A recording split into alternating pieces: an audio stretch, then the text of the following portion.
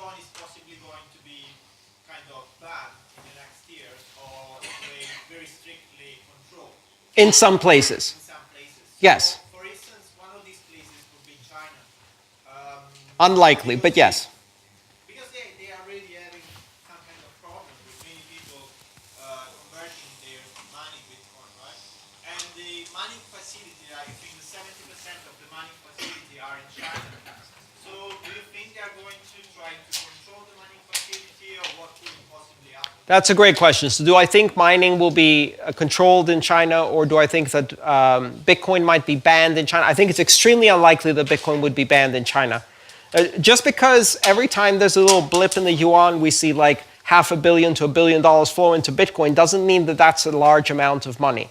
For China, that is nothing. So it's like you're facing the imminent collapse of a giant hydroelectric dam. You're not going to worry about that tiny little trickle of water in the side there that's Bitcoin. You're worrying about the gushing outflows of the things they are worried about. Right now, they're passing a new law to restrict mergers and acquisitions. I heard this fantastic story of how Chinese companies are exiting money from the economy even though there are currency controls. And it came about from a conversation with a lawyer. And this lawyer had been asked by a Chinese company to participate in an arbitration hearing. And they said, we want to do this arbitration hearing. And would you be interested in participating and representing us?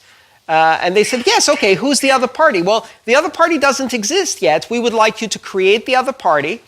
We would like you to represent both us and the other party. And then we would like to lose an arbitration award of about $5 million to the other party, which you will set up in another country.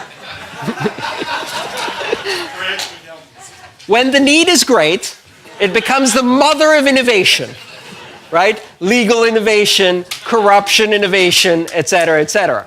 So they have much bigger problems. Now, you will see bans in some countries. In the countries where they can arbitrarily effect a ban, they can't actually affect that ban in practice on the ground. Because where the rule of law is weak enough that a single individual without any recourse, due process, or opposition can simply ban a form of money, then their ability to actually enforce that is probably pretty weak too, because everybody below them is going to be taking bribes. So just imagine, for example, the ruling comes down and it says you can't do mining in China. And that goes down to the districts, and from the districts to the smaller districts, to the cities, to the towns, and eventually some official sends a fax to the local village where they're running a mining farm off the hydro that represents 40 to 50% of the municipal income of the entire area. And they say, you must close your mine. What does the local official say? We have no mines here. Or, guys, close it down for 24 hours. We have eradicated money in China. Long live China and our great leader. Turn it back on, right? So the ability to actually affect change on the ground is mediated by layers and layers and layers of bureaucracy, which are more and more corrupt. And the bigger the crisis, the easier they are to corrupt.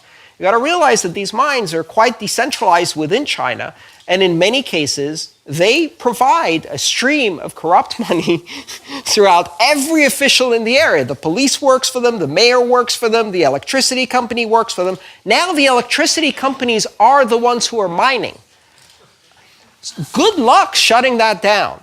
So again, it's not as easy to do. And the higher the need, the more corruption and invention you're going to have. What happens in the future when Bitcoin becomes mainstream and governments realize, or some intra-governmental organization like the UN or the IMF or the US or the EU decides to implement their own cryptocurrencies, yeah, let's say US coin or IMF coin, and they make it, they sort of make it, how do you say, they make it a rule, so everyone has to use that coin, and they make it illegal to use any others. They set up their own nodes and put a lot of budget in that. Could they sort of drive out other cryptocurrencies in that way?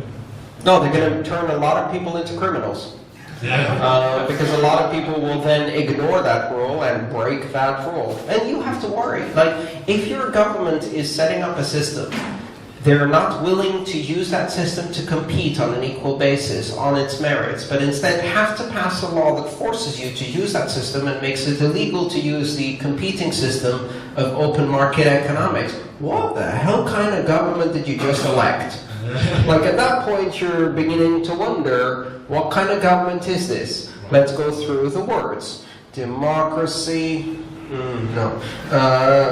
Public democracy, no. Constitutional democracy, police state, fascism, totalitarianism. That's the kind of, okay, yeah, that sounds like totalitarianism.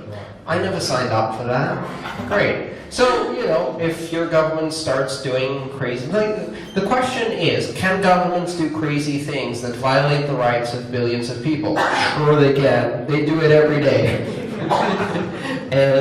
and we have to resist and make choices. Make choices not only about which governments we elect, but also, at some time, make choices about using other systems. And people in Venezuela are making that choice today by breaking the law, because the choice is between feeding their family and not feeding their family.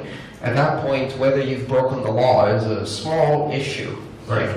So again, I don't expect to see that. And the reason I don't expect to see that is because most governments in the world, when they see the idea of people being able to use a free electronic commerce system that is efficient, that creates growth and opportunities and jobs and innovation, that gives them access to the world of commerce across borders, what's not to like?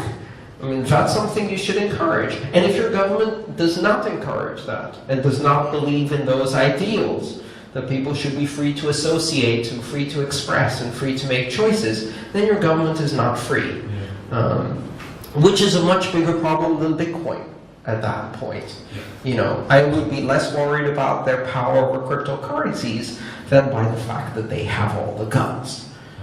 What's going on, everybody? I go by the name Fresh. For everybody that's new to the YouTube channel, this is Guerrilla Hustle. So with Guerrilla Hustle, you guys, I showed you a few ways of making money online. I also do some motivational or empowerment videos, and I do philanthropy, you guys. I come from the background of filming and music.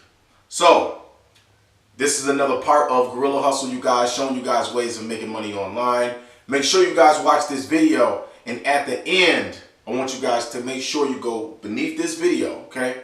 Don't forget, please, click the links that's beneath this video to make sure you add me on the Guerrilla Hustle Facebook page, Instagram. Make sure you subscribe to this YouTube channel, you guys. Click the subscribe button to this YouTube channel. I have more videos coming in the future. Okay, make sure you guys link up with me, you guys. Get involved with this opportunity. I'll talk to you guys in the next video. Peace.